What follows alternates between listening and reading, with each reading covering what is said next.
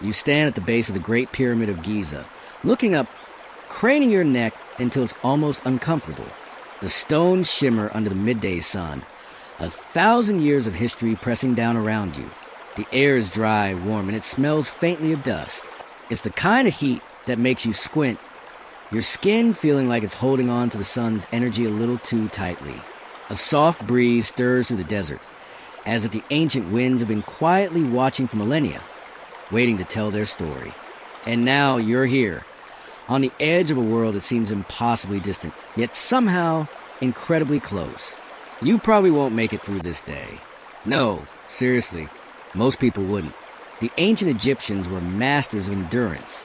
You'd need a bit more than just a few minutes of contemplation to truly grasp how they lived and worked. But don't worry, you're not going anywhere just yet.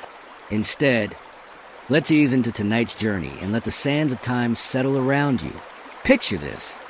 You're walking through the bustling streets of ancient Memphis, Egypt's capital during the Old Kingdom. The sounds of market stalls, the calls of merchants selling figs and linen, the rhythmic clinking of bronze tools being hammered into shape. Everything feels alive.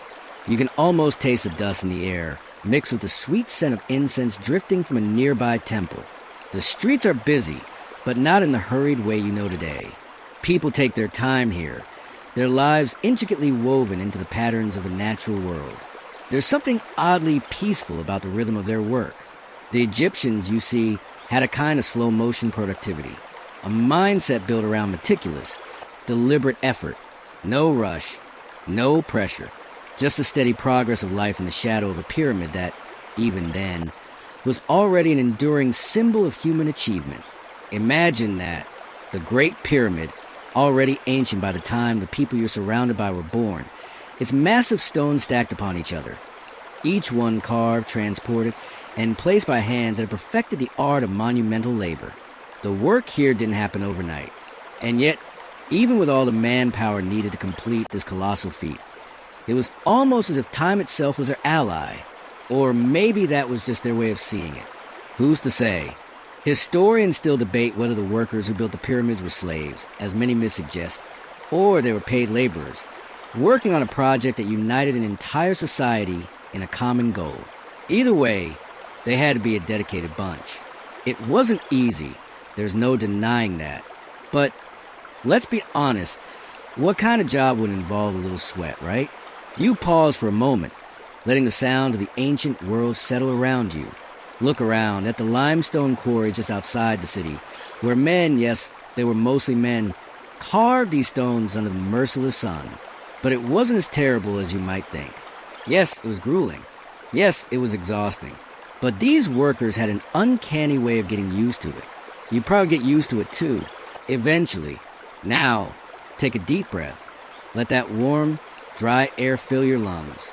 And as you exhale, picture yourself heading back down the path to the workers' village, a small but thriving community where people ate, slept, and worked in the shadow of the pyramid. They were close enough to the site to be part of the daily grind, yet far enough away to have a little peace at the end of the day. A simple life, yet meaningful in ways we can only imagine. What did they eat, you wonder? Well, bread and beer were staples, naturally. You might think of them as basic, even mundane, but in ancient Egypt, these were the foundation of daily life. They were the ultimate comfort food, a bit like a long-forgotten version of modern-day pizza and a pint. Except, well, it probably wasn't as fun to eat in the midday heat, and there wasn't any cheese. Still, you get the idea. The people who worked here weren't exactly starving, but they weren't living the high life either. It was all about sustenance. And yet, with the sun beating down and the dust kicking up around your sandals, there's something about their work ethic that feels almost romantic. It's the idea of waking up each day, knowing what your purpose is, knowing that you're a part of something bigger than yourself. Maybe that's a secret to surviving in a world that, at first glance, seems as impossible as stacking those massive stone blocks. But here's the thing. While they may have had this profound sense of purpose, they still had to take care of the small, often forgotten details. The everyday chores, the maintenance, the small victories. They might have built the pyramids, but they also had to fix the leaky roof when it rained. Now, let's ease into the next part of our journey. You're walking along the Nile now, its waters glistening like liquid silver in the early evening light. The river, which is as vital to Egypt as the air itself, moves slowly, almost lazily, its current taking its sweet time to reach the sea. You feel a slight breeze, carried with a faint smell of fish and mud, a reminder of the river's complex life cycle. You stop for a moment to watch the fishermen casting their nets from the banks. You can hear their quiet calls to one another, the rhythmic slap of the water as the nets are pulled in. It's peaceful, but there's a method to the madness. Everything in Egypt revolves around this river. Its floods, its ebb and flow, its ability to turn a barren desert into something fertile. Without it, there would be no food, no grain for bread, no life.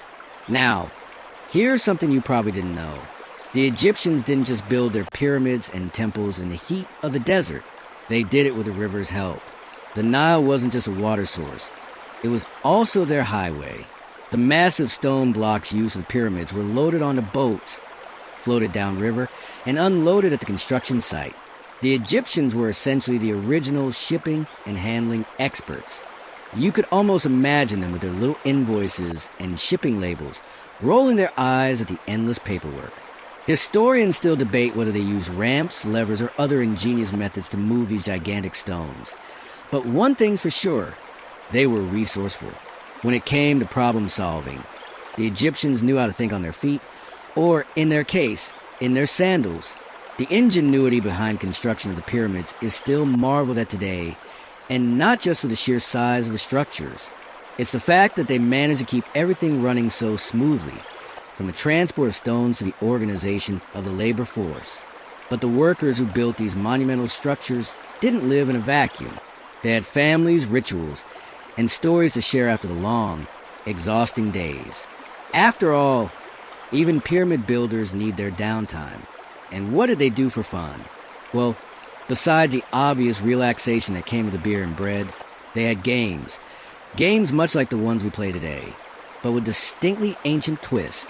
They played board games, including one called Senate, which was believed to reflect the journey of the soul into the afterlife. Now, that's one way to make your evenings a little more philosophical, isn't it? But it wasn't all work and games. No, there were also the festivals. Oh, the festivals. Egypt was a place of constant celebration. Imagine a huge feast under the stars with music, dancing, and the rich smell of roasted meats filling the air. The gods were very much a part of daily life. And every now and then, the Egyptians threw a feast in their honor. The gods might not have had to do the heavy lifting, but they certainly got their share of offerings. It's a good thing they had a few temples to store them in.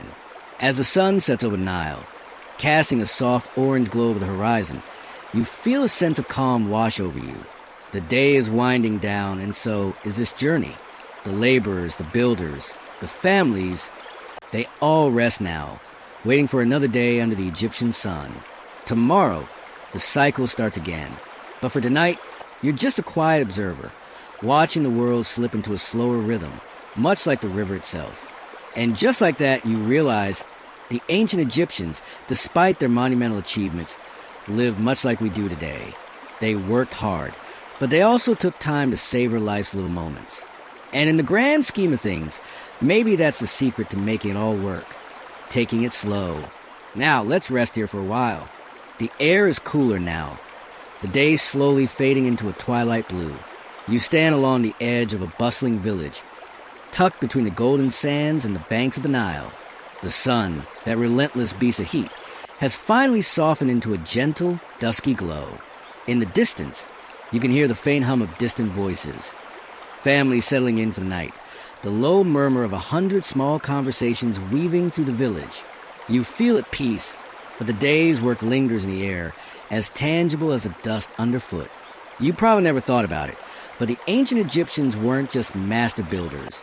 They were master planners too. It wasn't all about towering pyramids and gleaming tombs. No, there was the practical side of things, the logistics, the organization. Their entire society was carefully constructed, much like the stone blocks that make up the Great Pyramid. And you, standing here in the village, are now a small part of this intricate web. You can hear the faint murmur of children playing in the background, their voices echoing off the stone walls of their homes. Life was simple, but it was also complex in its own way. These homes, built from mud, brick, and thatch, may seem humble to us today, but they were perfectly suited for the Egyptians. The walls kept the heat out during the day and the warmth in at night. The ceilings kept the rain at bay. It was the kind of home that didn't need much, just enough to keep things running.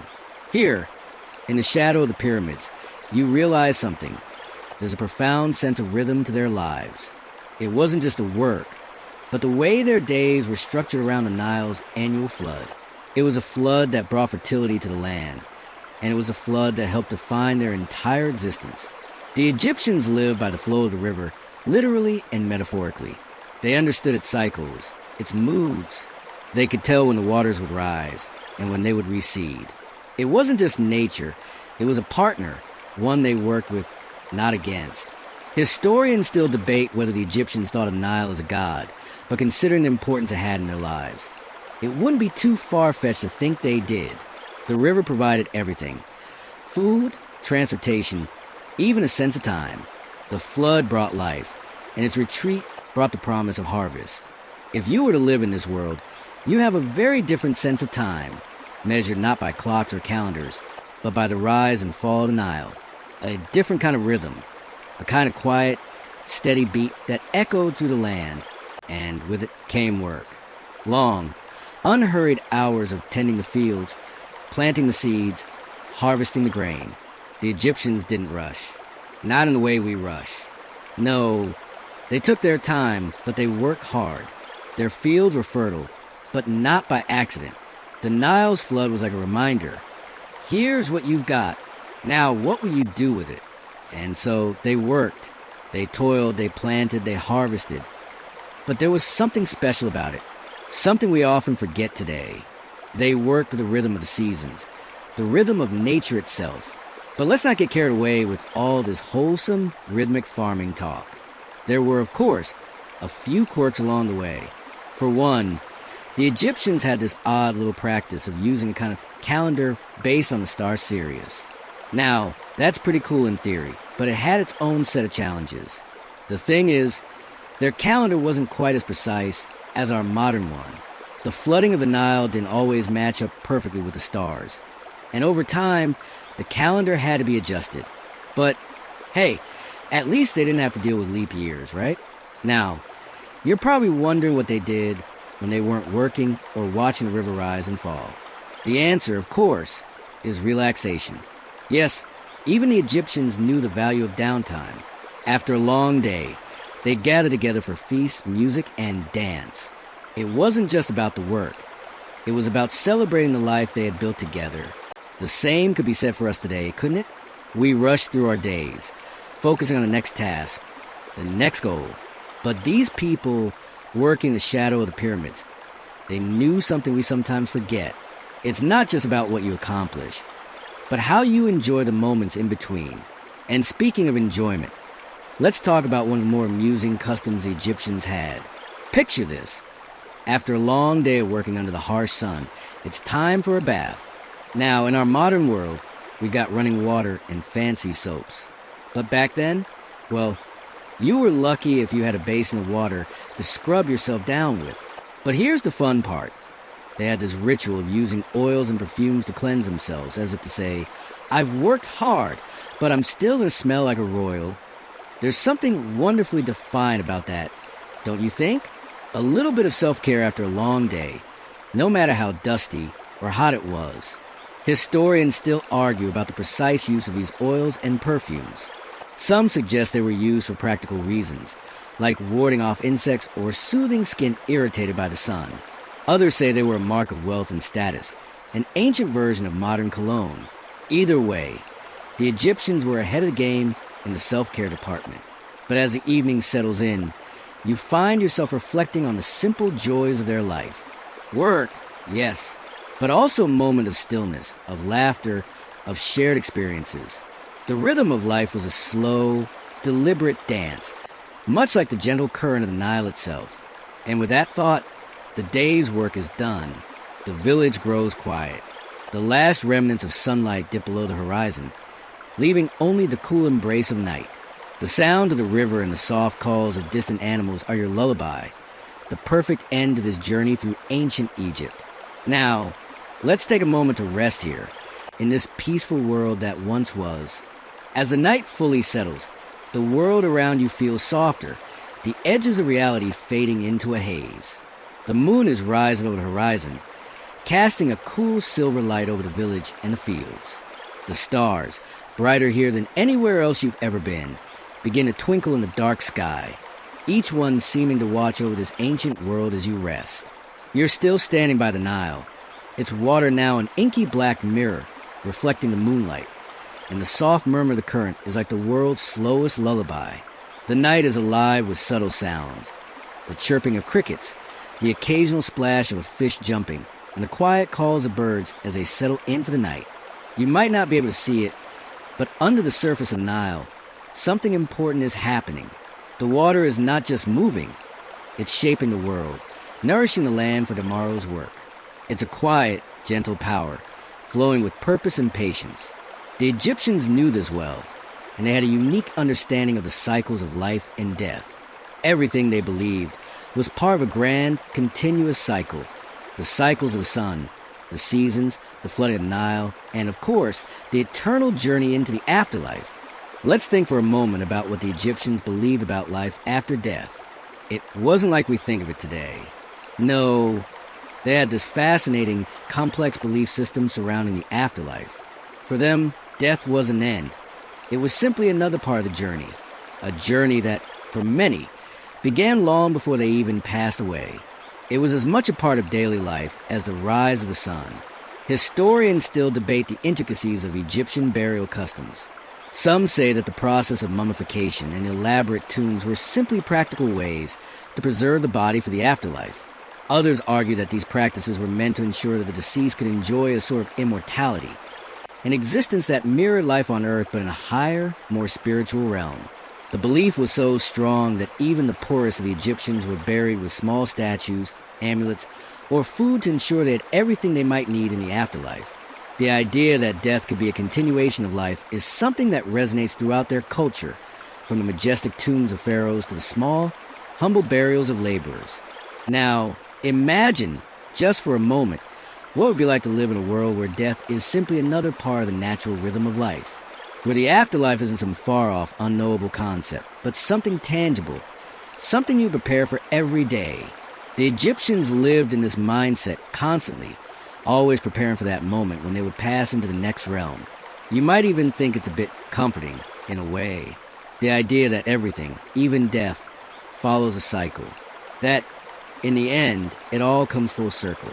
And that even in the quiet moments by the river, with the world asleep around you, the journey continues.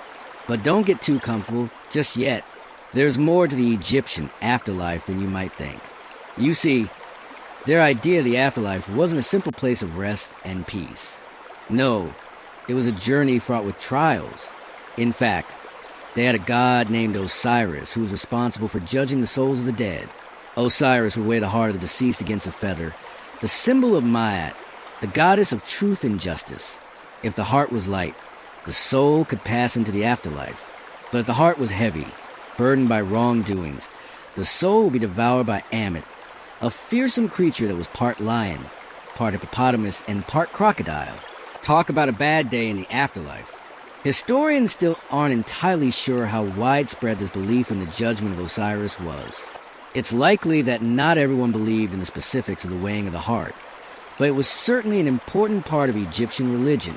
And even for the average person, there was comfort in knowing that their actions during life mattered, that their hearts, metaphorically and literally, would be judged for what they were, not just for what they had done.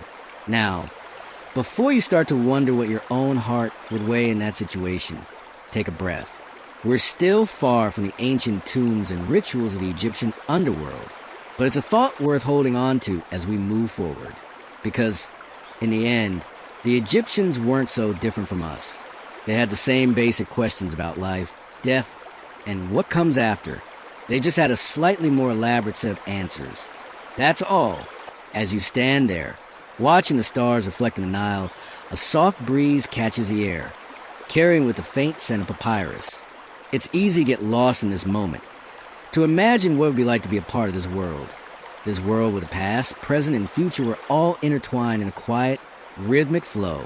But remember, even in this peaceful, dreamlike setting, the Egyptians were always planning, always preparing for the next thing. They weren't just living in the moment. They were living for the future, for the afterlife, and for a sense of order that permeated everything they did. As the night deepens and the village grows quieter, you feel that quiet rhythm in your own chest, the pull of time moving forward, slowly but surely, just like the Nile. Now, let's rest here for a moment and let the evening settle in. The world is a little quieter now. It's time to breathe in deeply and let go of the day. The night is fully upon you now, the stars hanging like silver lanterns in the sky, watching over everything below. The air is cool and still, the kind of night where every little sound stands out, from the soft rustle of the wind to papyrus reeds to the distant calls of night birds perched somewhere on the river's edge. The land seems to hold its breath, as though awaiting something. Or perhaps you're simply feeling the pulse of time echoing through the ages, from a time when this land was alive with the movement of people, the hustle of daily life, and the ancient rhythms of Nile. Imagine walking through the night market, the faint glow of oil lamps flickering in the darkness, casting long, dancing shadows against the walls of shops. The stalls are filled with woven baskets, pots, and cloths dyed in vibrant reds and blues. There's a quiet hum in the air, a soft buzz of conversation, the clink of metal tools being traded, the sound of people bartering over goods that they've made, grown, or carefully crafted. In a way, this could be a scene from anywhere at any time. People working, living, finding joy in the small moments of their day. But here in ancient Egypt, it's more than just a daily bustle. This is a society that's been built on generations of careful planning and steady progress. It's a world in which everything is interconnected, where one small task feeds into the next, where every person plays a role, and where every action has a purpose. The economy, you see, wasn't built on random whims or chaotic activity. It was a product of years of meticulous planning and care. The Egyptians were all about organization. And it wasn't just the big things like the pyramids or the temples that mattered. It was the everyday details that held it all together. Historians still argue about the specifics of the Egyptian economy, whether it was truly centralized or if there were more independent, local markets scattered throughout the land. One thing is clear, though. The Egyptians knew how to balance their resources. They had enough food to feed their people, enough tools to get the job done, and a reliable system of labor that ensured the work was spread evenly across society. The role of workers in Egypt wasn't as glamorous as it sounds, though. For those who toiled in the fields or worked the quarries, life was hard. These were the laborers who spent their days harvesting crops, hauling stones, and building the monumental structures that would stand for millennia. You might think of them as mere cogs in the great machine of Egyptian civilization. But here's the thing, these workers were respected. They weren't just anonymous hands laboring away in the heat. They were part of something bigger. Take, for example, the craftsmen who worked on the finer details of the pyramids. While the massive stone blocks were being moved and stacked by the laborers, there were skilled workers, too. Those who carved inscriptions, created elaborate decorations, and shaped the statues that would guard the tombs of the pharaohs. These were the artisans whose work turned a simple tomb into something more, something eternal. It wasn't just about stacking stones. It was about creating something that would last, something that would tell a story long after the builders were gone. And then there were the scribes, the keepers of knowledge and records. They were the ones who wrote everything down, everything from trade transactions to royal decrees, from the names of pharaohs to the date of a successful harvest. In a world without modern technology, the scribes were the link between the past, present, and future. They preserved history, and in many ways, they shaped it. You can almost hear the scribes now, hunched over their papyrus scrolls, carefully etching symbols into parchment with reed pens. They didn't just write down mundane events. They wrote down the dreams, ambitions, and beliefs of an entire civilization. Their job wasn't easy.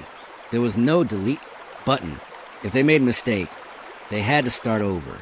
And that's probably why the scribes were held in such high esteem. Their words had power. They could make or break a ruler, change the course of a dynasty, or immortalize a pharaoh for centuries to come. But let's not forget about the everyday people, the farmers and traders, the ones whose lives were more connected to the land and to the grandiosity of the pyramids. They were the backbone of Egypt's economy, the ones who worked tirelessly to provide food for the people and goods for trade. Their lives may not have been as glamorous as those of the elite, but they were just as essential, and perhaps in some ways, more grounded in the realities of the land. And here's an interesting tidbit. Did you know that the Egyptians had an entire system of taxes in the form of labor? Instead of paying in money, farmers and workers were often asked to contribute a certain number of days to the construction of royal projects. It wasn't a hard and fast rule. It varied by location and time. But the idea was that everyone, no matter their station, contributed in some way to the greater good. So, in a way, even the poorest Egyptians had a hand in building a legacy that would outlast them. But of course, life in Egypt wasn't all about work, taxes, and monumental constructions. There was a lightness to it too, a joy that lived in the small moments. The laughter of children running through the market, the hum of a woman weaving cloth under the shade of a tree, the simple pleasure of a cold drink after a long day in the sun. The Egyptians understood balance, the delicate equilibrium between work and play, labor and rest. It's a balance that you might take for granted, but here, in this ancient world, it was crucial.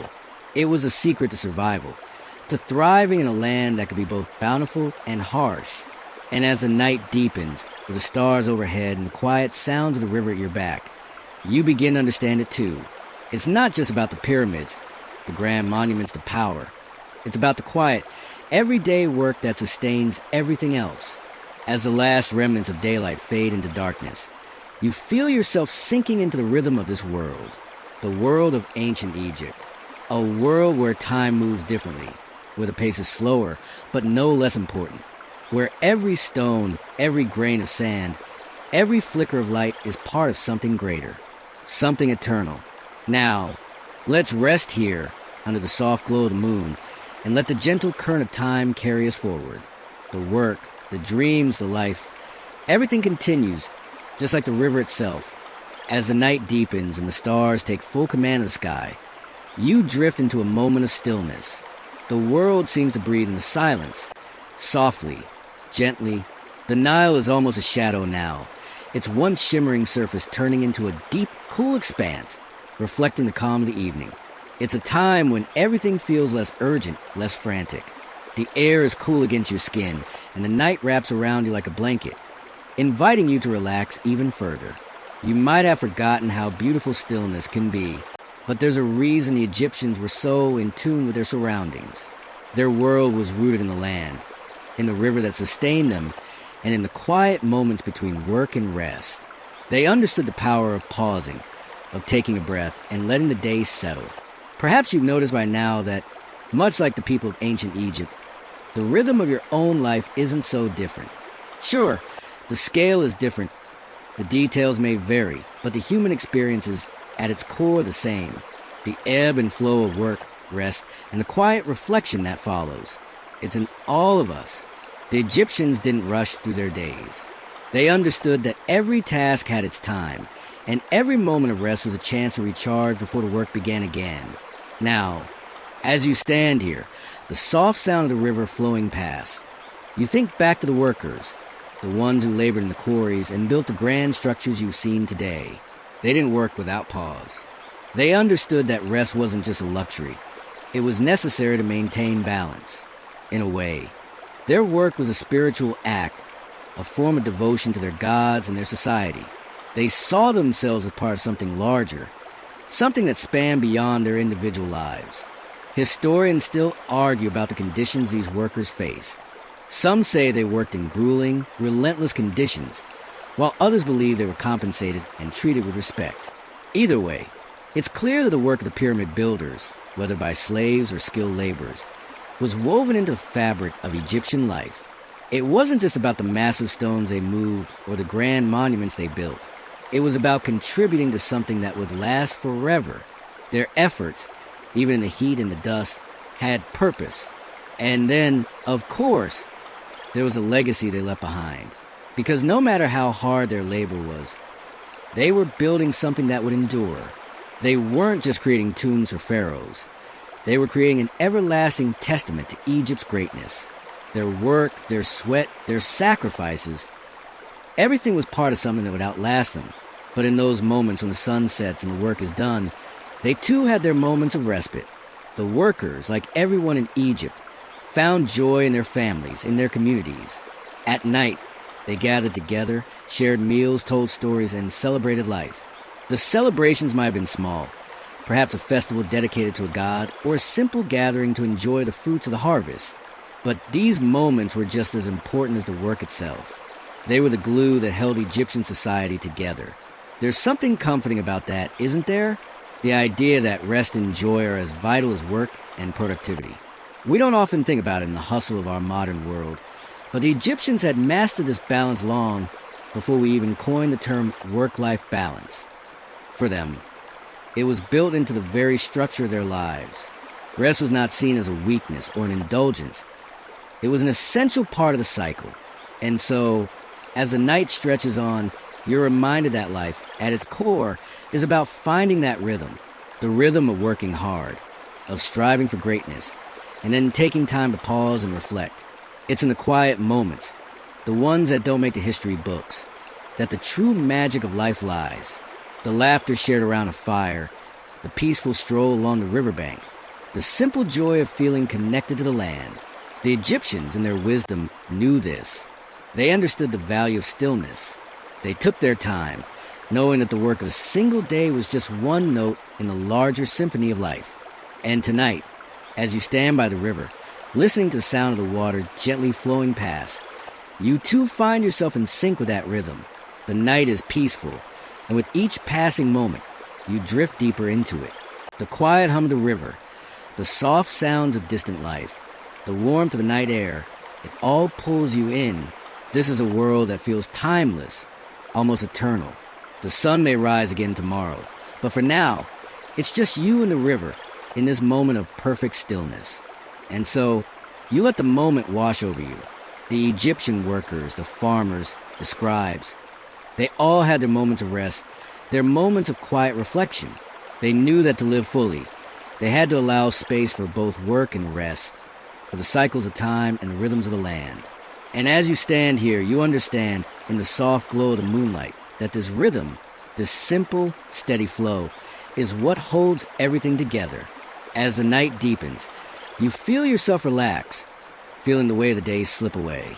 The world quiets around you, and you slip deeper into this timeless moment, when the cool air and the sounds of the river carry you away, just like the ancient Egyptians once did. Now, let the night settle in fully. Let it embrace you, just as it embraced them. Now let's rest here, and as you feel the night surrounding you, let go of the day. Tomorrow, the cycle will begin again, but for now, just drift with the current. The cool night air wraps around you like a soft blanket, the kind that makes you feel safe and at ease. The stars above, flickering with ancient light, seem so much closer now, as if they're watching over you, guiding you through the darkness. The moonlight stretches across the Nile, casting a silver path that leads deep into the horizon.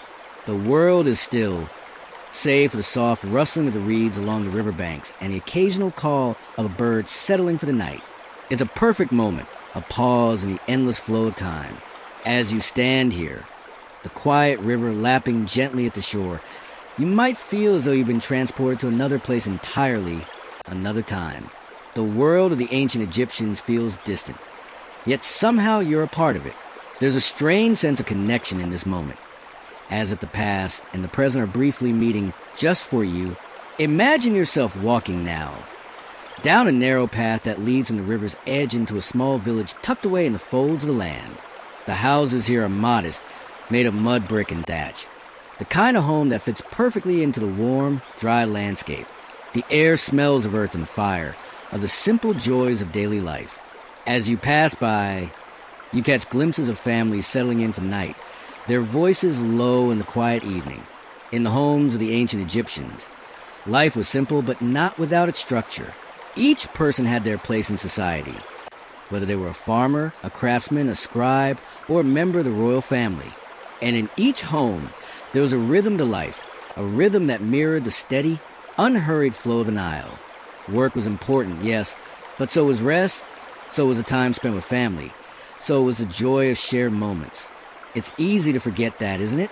In our world, we are often so focused on what's next, on the work that needs to be done, that we overlook the importance of simply being. The Egyptians, it seems, understood this on a deeper level. It wasn't just about the grand monuments or the construction of tombs and pyramids. It was about balance. And that balance, that quiet rhythm, was built into every aspect of their lives. Historians still debate how much the average Egyptian family knew or understood about the grand designs of their rulers. Did they ever stop to wonder about the future of the pharaohs? Did they ever question the enormity of the monuments being built in their names? Or did they simply focus on their daily lives, trusting that the grand design of the world was something outside their control? It's hard to say, but one thing is certain. The Egyptians had a deep respect for the cycles of life, both the human and the cosmic. Imagine now, walking through this village, passing by a small temple dedicated to one of the many gods the Egyptians worshipped. Perhaps it's a temple to Hathor, the goddess of love, music, and joy. You can almost hear the soft notes of a flute drifting from the temple, the music carrying into the night, like a prayer to the gods. The Egyptians believed that their gods were always near, always watching over them. But they also believed that they had to give something in return, that the gods required offerings, prayers, and sacrifices to ensure the balance of the world was maintained. In this moment, standing in the coolness of the night, it's easy to see why the Egyptians placed so much importance on their gods.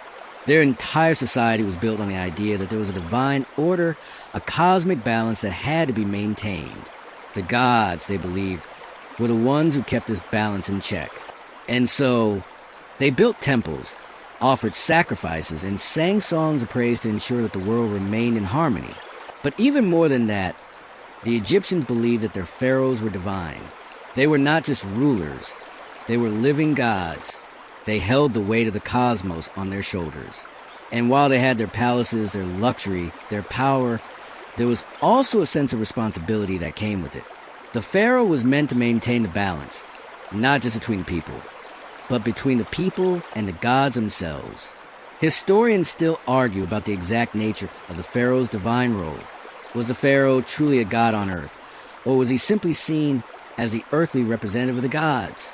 It's hard to say, and over time, the role of the pharaoh shifted and changed. But what's clear is that the ancient Egyptians believed deeply in the connection between the divine and the earthly. Their lives were shaped by this belief, and every action they took was in service of maintaining that sacred balance.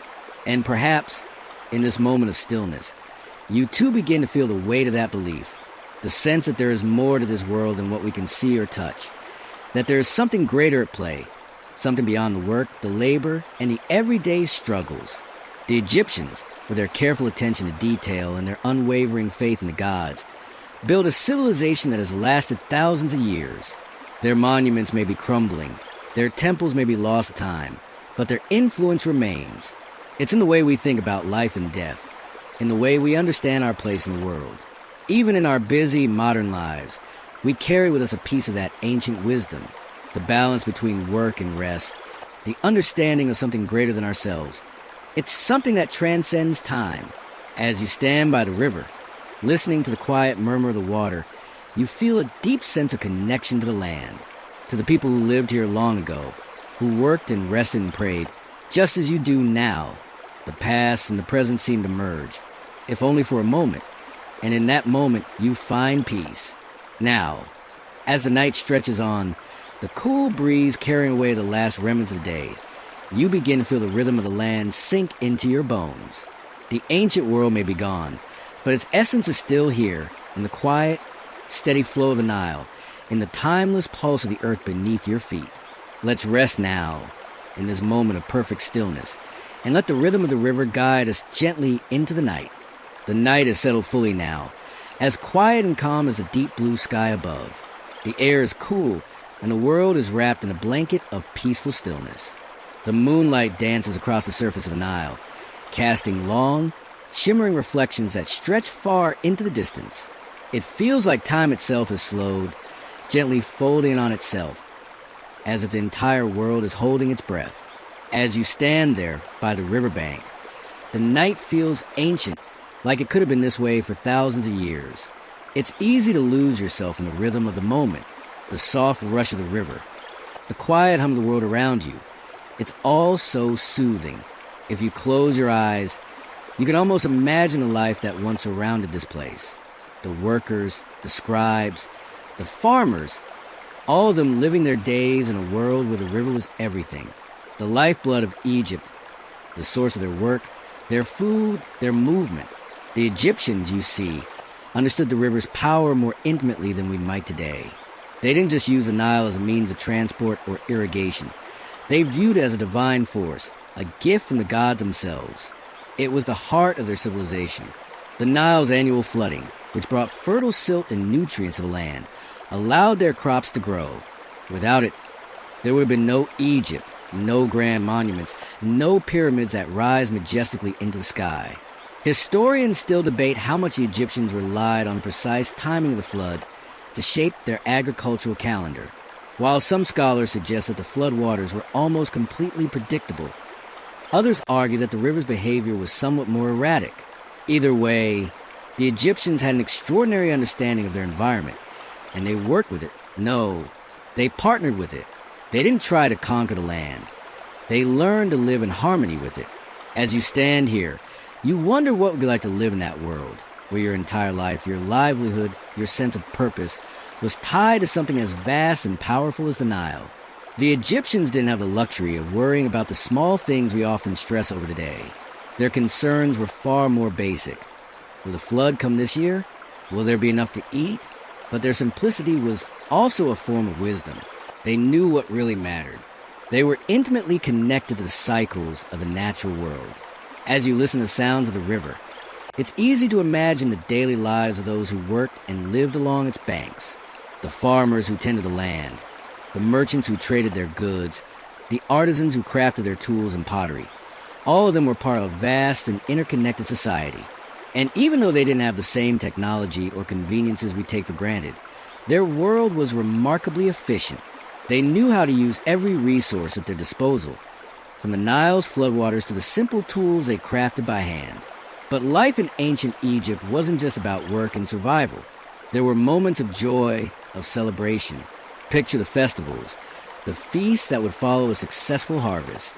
Imagine the music, the dancing, the joyous laughter that echoed through the village. The Egyptians understood the importance of these moments. They knew that life, with all its hard work, needed its moments of reprieve. And so, they built festivals into their calendar, dedicated to the gods they worshipped. These festivals were not just religious observances. They were a way for the people to come together, to share in the fruits of their labor, to celebrate the life they had built. One of the most important festivals was the Weepit Renpet, the opening of the year, which marked the start of the agricultural season. It was a time to honor the gods and celebrate the harvest, a time for the community to come together in gratitude for the abundance the Nile provided.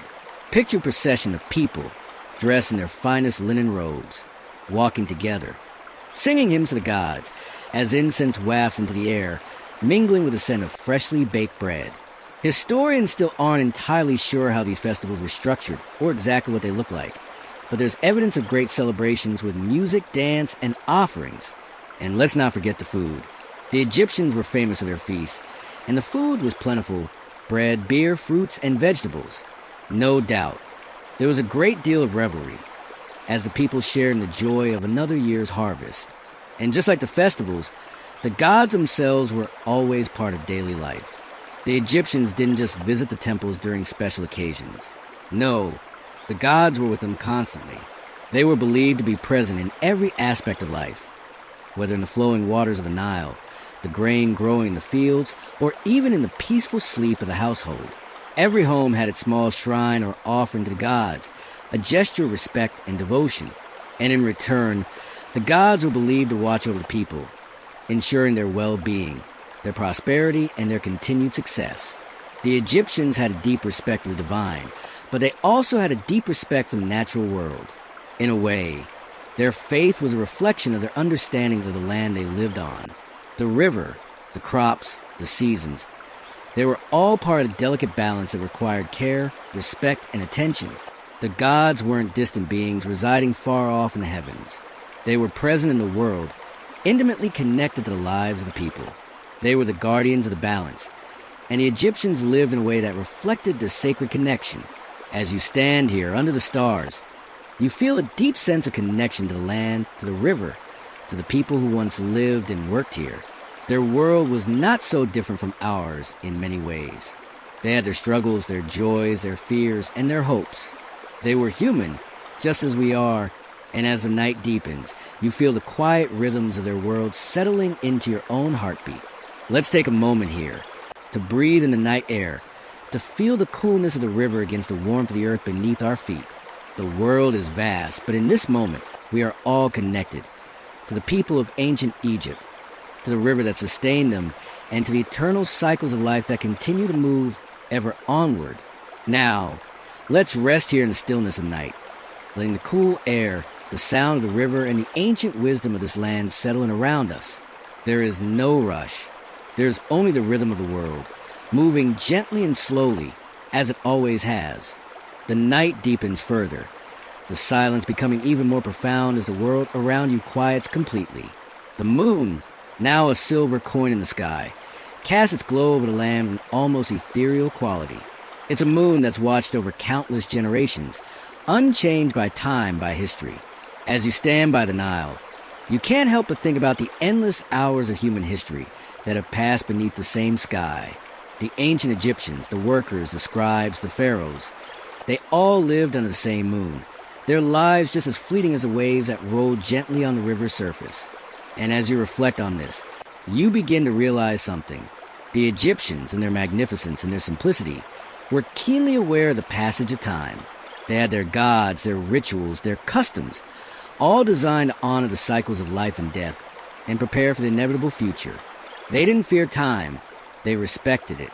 They lived with it, always aware that life was fleeting, but that it could also be timeless.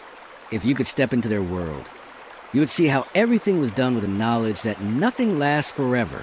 The pyramids, though massive and grand, were built with the understanding that even they would one day fade.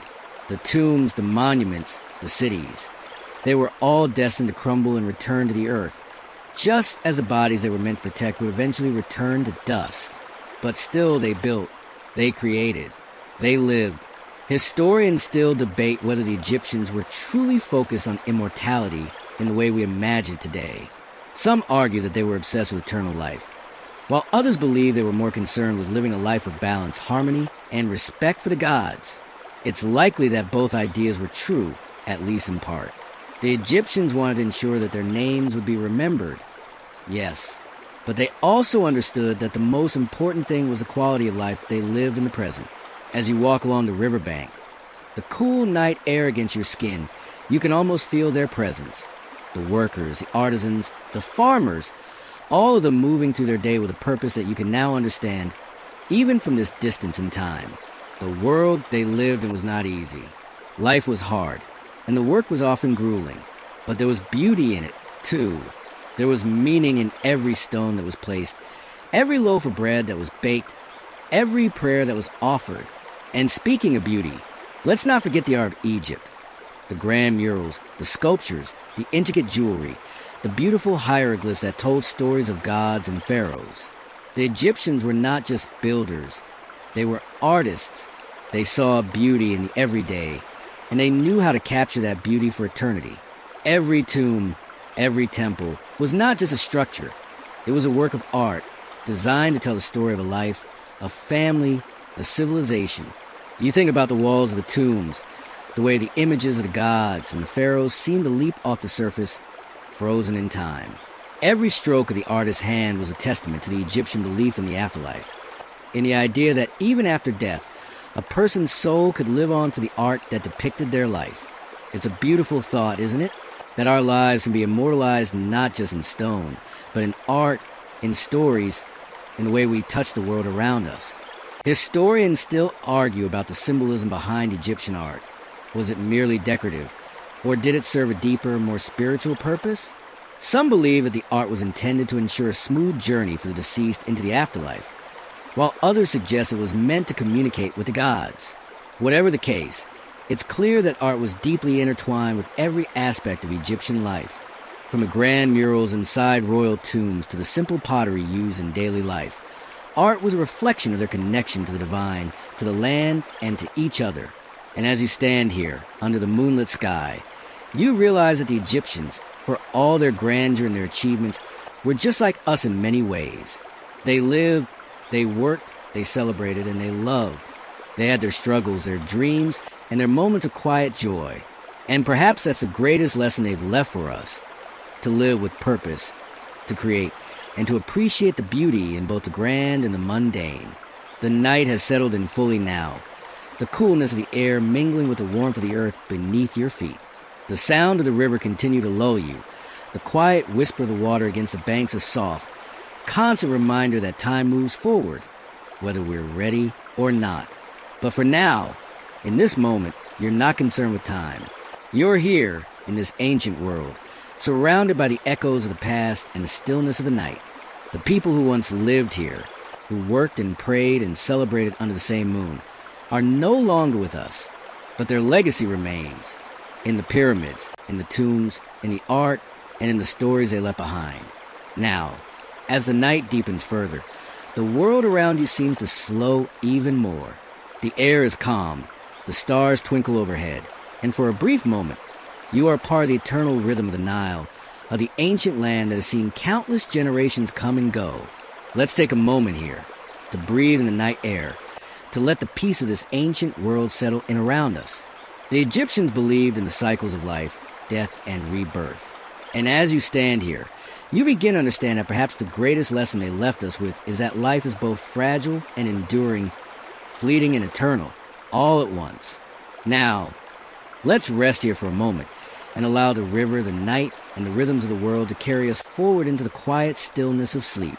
The story of Egypt will continue on, as it always has. But for now, we are part of that timeless flow. The moonlight bathes the land in a soft glow, casting long shadows across the banks of Nile. The stars, countless and distant, twinkle like tiny diamonds scattered across the dark velvet of the sky. The river flows silently beside you, its steady current moving ever onward, just as it has done for thousands of years. The night is full of quiet, of stillness, and it feels as though the world has momentarily paused, waiting for the next chapter in an endless story. And you, standing here by the water, feel as though you've stepped into the ancient past, into a world where the rhythms of nature and the cycles of life are woven into everything. It's hard not to be struck by the sense of timelessness that surrounds you. The Egyptians who lived here, worked here, and built their grand structures knew something we often forget today, that life is fleeting, but it's also part of a larger, unbroken pattern. And in this moment, as the night embraces you, you can almost sense that rhythm, that eternal pulse. The Egyptians, of course, had their own understanding of time. Their days were not marked by the ticking of clock, but by the rise and fall of the sun, the changing of the seasons, and most importantly, the flooding of the Nile.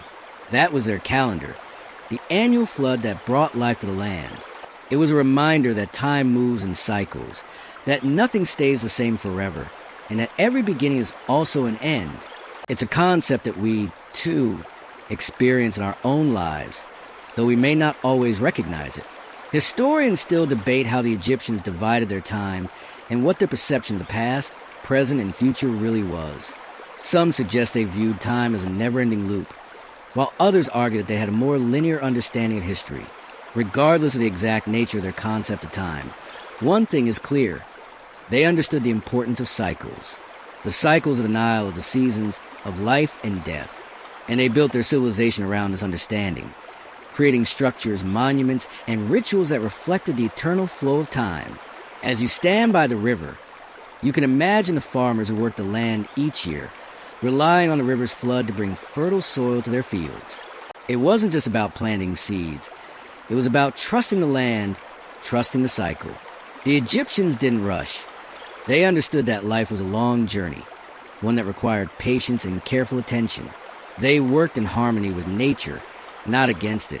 It's a lesson that feels as relevant today as it did back then, that the world moves in cycles, and we must learn to move with it, not against it.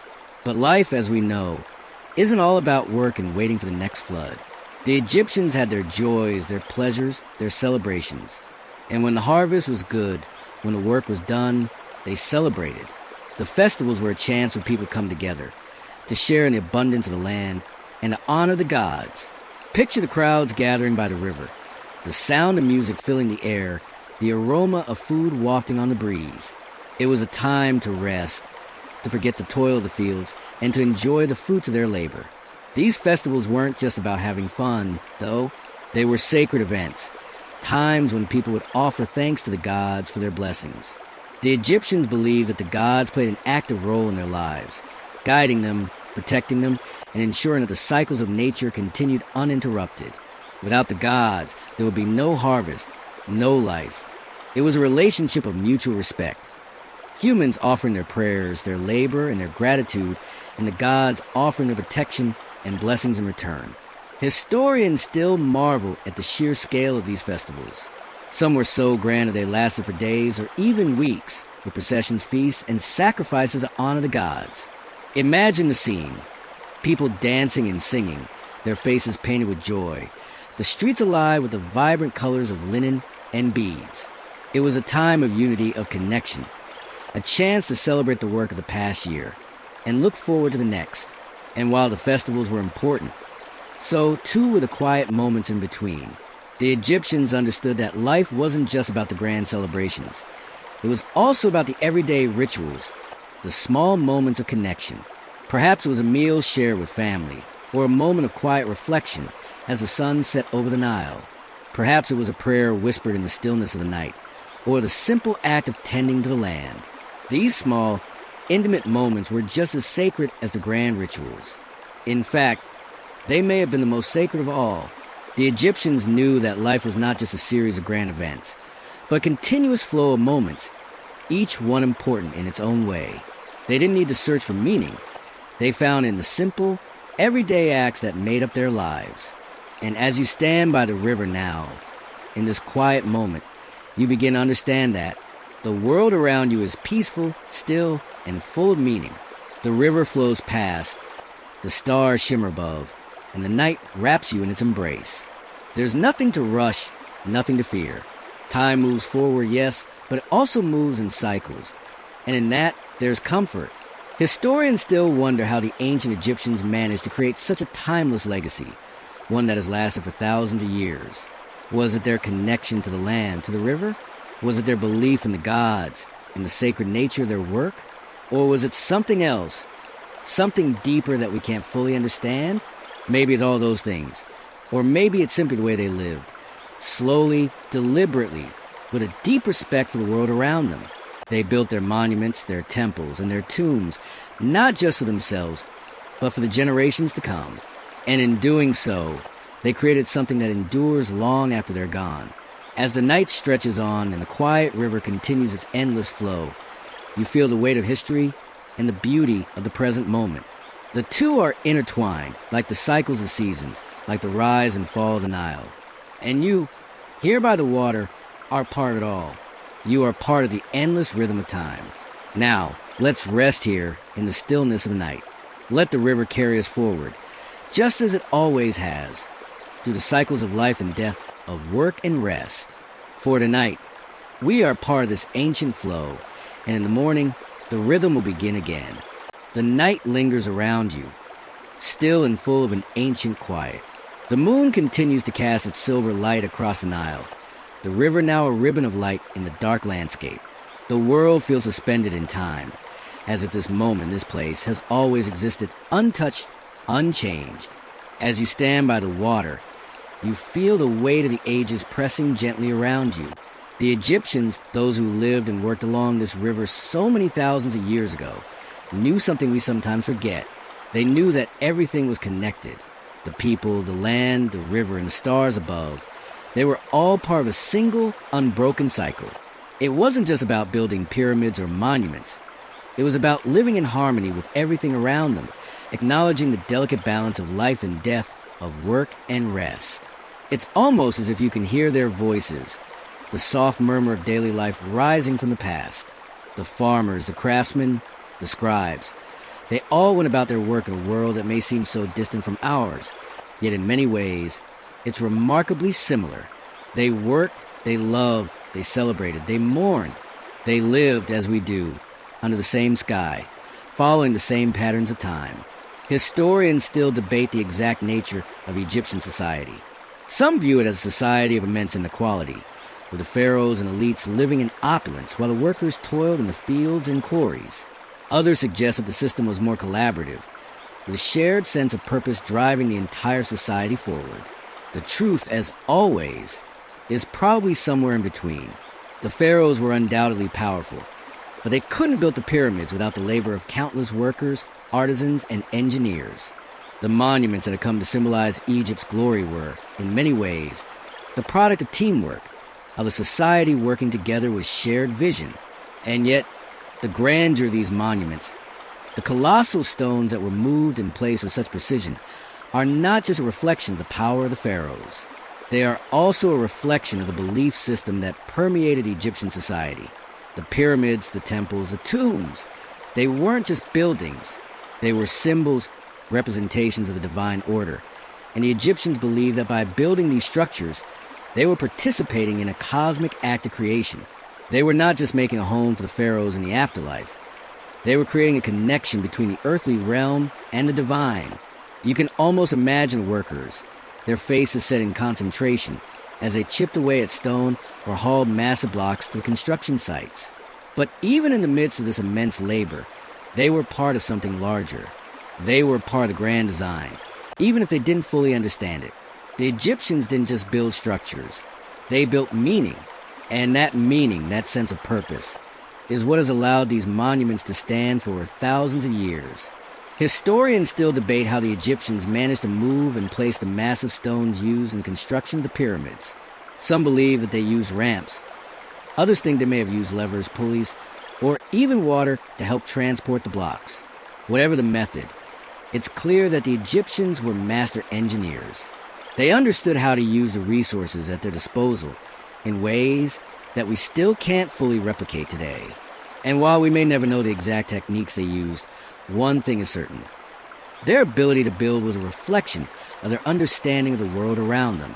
They were not merely stacking stones. They were creating something eternal.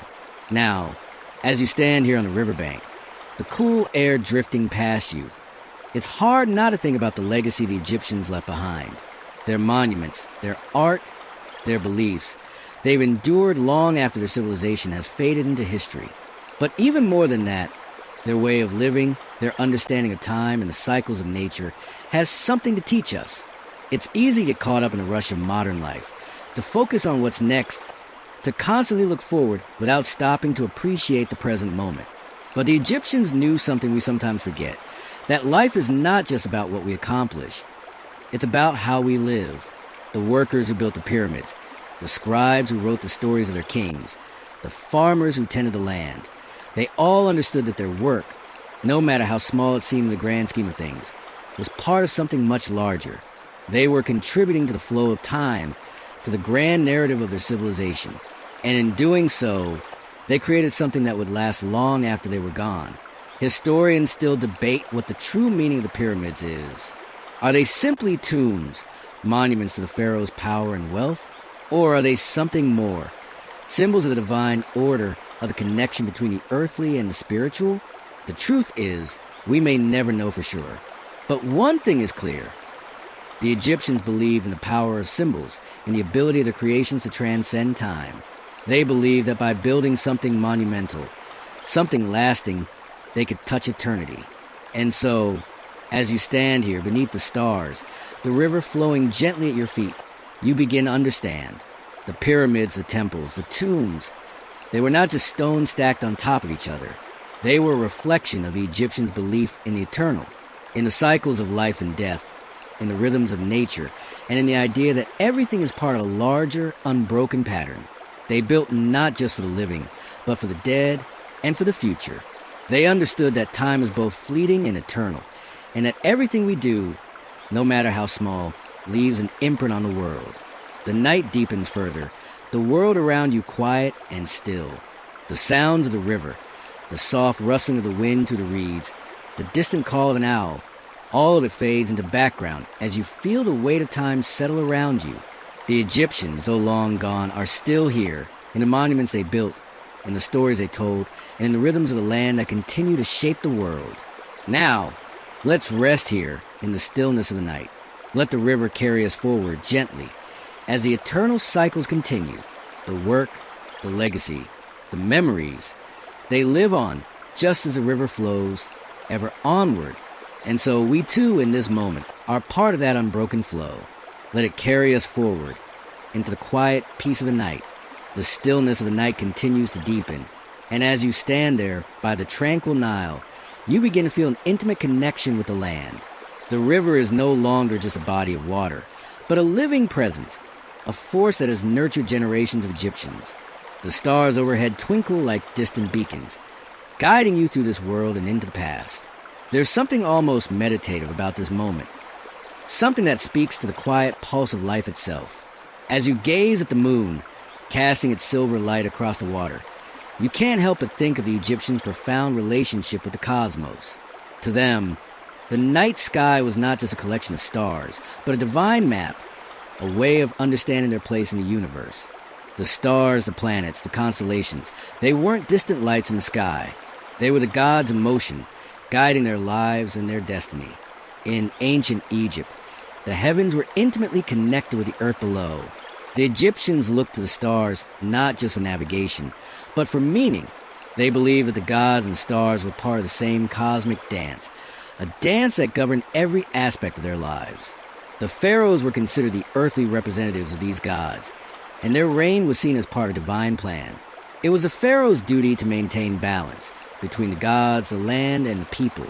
But here's something that might surprise you. Despite their reverence for the gods, the Egyptians didn't see the cosmos as something that was distant and unreachable. No, they believed the universe was woven into their daily lives. The rising and setting of the sun, the phases of the moon, the movement of the stars. They were all signs, messages from the gods, guiding the Egyptians as they worked, lived, and worshipped. Historians still aren't entirely sure how much of the ancient Egyptian religion was based on astrology and celestial observation. Some suggest that the alignment of the pyramids with the stars, particularly the star Sirius, was part of a grand cosmic design. Others believe that the Egyptians' understanding of the stars was more symbolic, representing spiritual truths rather than physical realities. But what's clear is that the Egyptians had an intimate connection with the heavens, one that influenced every aspect of their culture, from their religious rituals to their agricultural practices. Imagine for a moment being one of the ancient Egyptians, standing at the edge of the Nile, watching the stars wheel across the night sky. You would have known that every star had its place, its meaning. The Egyptians didn't just look at the stars. They listened to them. They studied the sky to understand the rhythms of nature, to predict the flooding of the Nile, and to chart the course of the seasons. In a way, the stars were their silent companions, offering guidance and wisdom that helped shape their lives. And while we may not be able to connect with the stars in the same way today, there's something deeply humbling about the way the Egyptians saw their world. They didn't look at the universe as something separate from them. They saw themselves as part of it, an integral part of the cosmic web. The flow of the Nile, the rise of the sun, the movement of the stars, they were all interconnected, part of a larger order that sustained life itself. Historians still debate how much influence the stars had on the Egyptians' everyday lives. Did they use them to mark the time of the flood, or was their understanding of the stars more symbolic? Was the alignment of the pyramids a deliberate attempt to mirror the heavens, or was it simply a coincidence? It's one of those mysteries that may never be fully solved, but it's clear that the Egyptians had a unique relationship with the cosmos, one that connected their lives to the divine. As the night continues to unfold around you, you begin to feel a sense of peace, as if the river and the stars are guiding you through a world that is both ancient and eternal. The sounds of the river, the soft rustle of the reeds, the distant chirping of night birds, all of it begins to fade into the background. In this moment, there is only the quiet connection between you and the land, between you and the cosmos, between you and the rhythm of time. And perhaps, just like the ancient Egyptians, you too are beginning to understand the beauty of living in harmony with the natural world. The Egyptians didn't rush. They didn't worry about the future. They understood that life moved in cycles, that time was both fleeting and eternal. They worked hard, but they also took time to rest, to reflect, to celebrate the beauty of the world around them. In their eyes, everything, every moment, every task, every breath was part of a larger, divine order. Historians still marvel at the accomplishments of the ancient Egyptians. Their architecture, their art, their philosophy. They have all left an indelible mark on history. But perhaps their greatest achievement was their ability to live in harmony with the land, with the river, with the stars. They understood that the key to life was not in the pursuit of wealth or power, but in balance, in finding peace with the world around them, in understanding the cycles of nature, and in living each day with purpose and gratitude. Now, as the night stretches on, you feel the gentle pull of sleep, the quiet rhythm of the river, the cool breeze against your skin, the soft rustle of the earth beneath your feet. They all come together to lull you into a peaceful rest. The world around you, ancient and eternal, fades gently into background, and you are left with a quiet sense of connection, of belonging to something greater. Let's rest here in the calm of the night, letting the river's gentle flow carry us into a peaceful sleep. The stars above, the earth beneath, the rhythm of the world, they are all with us, guiding us as we drift off into the timeless embrace of the night. Now, let's pause here in this quiet moment and allow ourselves to fade gently into rest. The cycle of time continues, but for now, we are at peace, part of the eternal rhythm of the land. The night has grown deeper still, and the cool air wraps around you like a soft, reassuring embrace. The silence is profound now, broken only by the gentle lapping of the Nile against its banks, the river that has witnessed the rise and fall of empires, the cycles of life and death, and the countless generations that have passed along its shores. The stars above, brilliant and constant, are a reminder how small we are in the grand tapestry of time. But in this moment, standing by the river, the vastness of the cosmos feels less intimidating, more comforting. You feel as though you are part of something timeless, something that connects you not only to the Egyptians who once walked this land, but also to every soul that has ever stood beneath the stars and wondered about the mysteries of the universe. And as you stand there, the quiet expanse of the night settling around you, the thought crosses your mind. The Egyptians, in their wisdom, didn't just work for the sake of building pyramids or creating grand monuments. They worked to preserve the essence of life itself. Their efforts weren't merely about power or glory. No, they were about leaving behind something that would endure, something that would carry their spirit into eternity. In their world, every action had meaning, every task had purpose, and every stone that was laid was part of a larger cosmic order. Think about the workers in the quarries who spent long, exhausting hours carving the massive blocks of limestone. They didn't just see themselves as laborers. They saw themselves as participants in a sacred act. They were part of something greater than themselves. Their work wasn't just about building. It was about creating a connection with the divine, a link between the earth and the heavens. Every stone, every carving, was a testament to their belief that the work they did in this life would echo into the next. Historians still debate whether these workers were treated with respect or forced into labor. While some suggest that they were slaves, others believe they were skilled laborers who were compensated for their work, perhaps even with food and shelter. Regardless of the specifics, it's clear that the work they did was not just physical labor. It was spiritual labor. They were building not just for the living but for the dead, creating a bridge between the earthly realm and the divine. Now, imagine the scene at the end of the day, when the workers would return to their village. The heat of the day would have faded, and the cool evening breeze would bring a sense of relief. The families would gather in the modest homes made of mud brick, their small lanterns casting flickering shadows on the walls. After a long day of work, they would rest, eat, and share stories. And in those quiet moments after the labor was done, there would be a sense of connection, a sense that, despite the hardships of the day, they were all part of something larger, something eternal. Historians still wonder what daily life was like for the average Egyptian. Were they content with their lives, or did they feel oppressed by the weight of their work? There is evidence that the workers in the pyramid fields were provided with food, shelter, and medical care, suggesting that they were not simply slaves, but part of a larger, organized workforce. However, it's likely that life was far from easy. The physical demands of the work were immense, and the days were long. But there's a quiet dignity in their effort, a sense that they were doing more than just surviving. They were contributing to something monumental, something that would last long after they were gone. As you stand here by the river, the world around you quiet and peaceful, you can't help but feel a sense of reverence for the work that was done here. The pyramids, the temples, the tombs, they are more than just stone and mortar. They are symbols of the Egyptians' belief in the eternal, in the continuity of life and death, in the connection between the human and the divine. These monuments were not built just to honor the pharaohs. They were built to honor the very essence of life itself, to ensure that the soul will continue its journey beyond the physical world. And so, as the night stretches on, you feel the weight of the past settle around you. The ancient world may be gone, but its spirit is still here, in the stillness of the river, in the coolness of the air, in the vastness of the night sky. You are part of this world now, just as the Egyptians were, connected to the land, to the river, to the cosmos. Time may have passed, but the rhythms of life remain unchanged, moving through the ages like the steady flow of the Nile. Now, let's rest here, in the quiet embrace of the night. The world around you is still, and the river continues its eternal journey. You are a part of that journey, part of the flow of time that connects all of us, past, present, and future.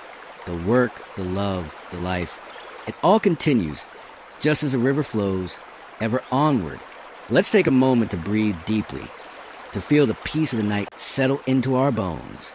We are part of something timeless, something eternal, and in this moment we are at peace. Now, let's rest here in quiet, and let the flow of time carry us gently into sleep. The night is vast, but so too is our connection to it. And in this stillness, we are part of something much larger than ourselves. Let the river guide us forward, into the peaceful embrace of the night. The night has woven its silken threads around you, and the world feels suspended in a delicate trance. The gentle flow of the Nile whispers softly, its rhythm undisturbed by the passage of time, while the moon, high above, paints the land in a soft, silver glow. The stars, those timeless witnesses to the unfolding of human history, blink down at you with quiet, eternal eyes. The night here is not just an absence of light. It's a presence, a feeling of quiet continuity. As you stand by the riverbank, the weight of history seems to melt away, leaving only the gentle pulse of the world. You might feel as if you're both outside of time and deeply immersed in it all at once. It's a strange feeling, a sense that everything that has ever happened is somehow tied together, threaded to the fabric of time like a river, winding its way through the desert. The Egyptians, too, must have felt this pull, this connection between the past, present, and future. They lived with a sense of purpose, knowing that their actions were not just for today, but for generations to come. What is it that compels humans to build such enduring monuments to their existence? The Egyptians knew that death would come for everyone, but they also knew that the things they built, the monuments they created, would last long after they were gone. They saw themselves as part of a grand narrative, one that stretched from the gods, through the pharaohs, and into the afterlife. Everything they did, from the simplest task to the grandest building project, was an attempt to leave something behind, a legacy. Historians still wonder why the Egyptians, with all their wealth and power, put so much effort into creating structures that were meant to serve the dead. Was it simply to honor their rulers, or was there a deeper spiritual purpose at play? Some scholars argue that the pyramids were built as part of the Egyptians' belief in the eternal soul. Others suggest that they were an expression of the desire to show power over the forces of nature, both physical and divine. The truth, as with most things in history, is likely somewhere in between. But whatever the reason, the Egyptians left behind something extraordinary. The pyramids, the temples, the tombs, they are all symbols of their culture's devotion to the divine and their belief in the eternal. And even today, as you stand here by the Nile, you can feel their presence. The monuments they built are not just stone. They are imbued with the energy of all the lives that once worked beneath the Egyptian sun. They are a testament to human ambition, to the drive to reach beyond the present moment and touch eternity. And yet, there is something humbling about this realization. The Egyptians built their monuments with such care, such devotion, but they too were swept away by the currents of time. The river continued to flow, the stars continued to move across the sky, and the world moved forward. The pharaohs, the workers, the artisans, they all faded, leaving behind only the remnants of their lives. The legacy they left was not just in the stone of the pyramids, but in the way they lived, in the way they understood their place in the world. As you stand here, under the moonlight, the quiet pull of the past feels almost like a memory of a memory. The workers who hauled the stones, the artisans who carved the hieroglyphs, the priests who performed the rituals, they are all part of this silent, eternal dance. You are here now in this moment, but the echoes of their lives ripple through time, just as the Nile flows endlessly toward the sea. Historians still debate how the Egyptians viewed time, whether they saw it as cyclical or linear, or whether they believed that time itself was a kind of eternal return. But there's something comforting about the idea that time, like the river, is always moving forward, always carrying us towards something greater. And perhaps in that movement we find meaning. Perhaps, just as the Egyptians believed that their actions connected them to the divine, our actions today connect us to something larger than ourselves.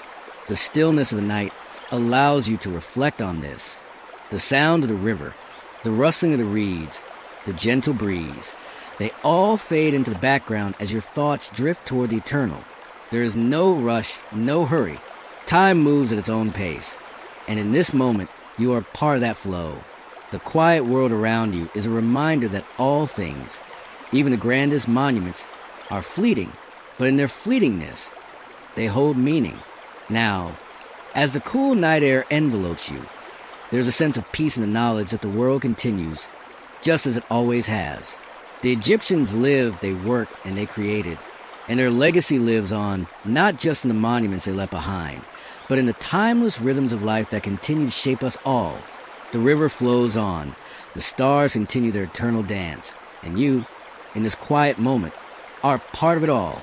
And perhaps, as you stand by the Nile, you feel a sense of gratitude for the life you've lived, for the world you've inherited, and for the legacy that each of us creates in both small and grand ways.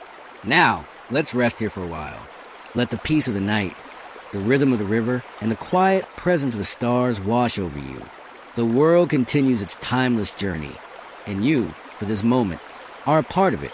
The first light of dawn begins to creep over the horizon, painting the sky with soft hues of pink and gold. The air, still cool from the night, begins to warm as the sun rises higher, casting its light across the land. The Nile, calm and steady, reflects the light of the new day.